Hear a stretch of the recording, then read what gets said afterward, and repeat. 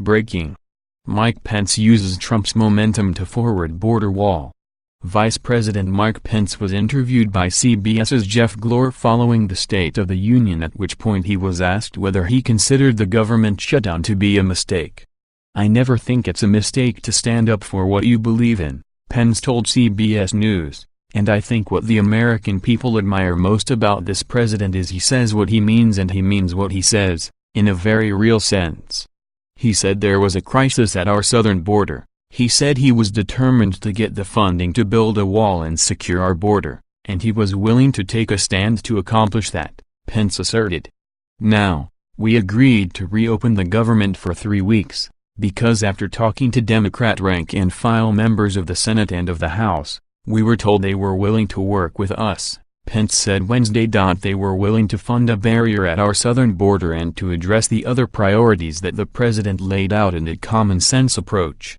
He added, "We've taken them at their word, but the American people saw this president is absolutely determined to keep his word to secure our border and end the crisis of illegal immigration."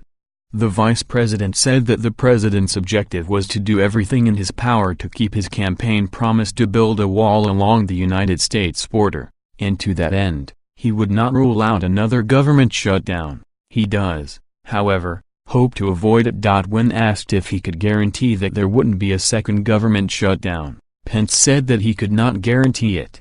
"I think our hope is that there's not, but I can't make that guarantee, Jeff. The simple truth is that Congress needs to do their job, and the president laid out last night a common-sense approach to deal with what is a very real crisis on our southern border. The reality is that there is also the security threat, the flow of narcotics, of individuals with criminal background and gangs that come into our country. So the president has made it clear.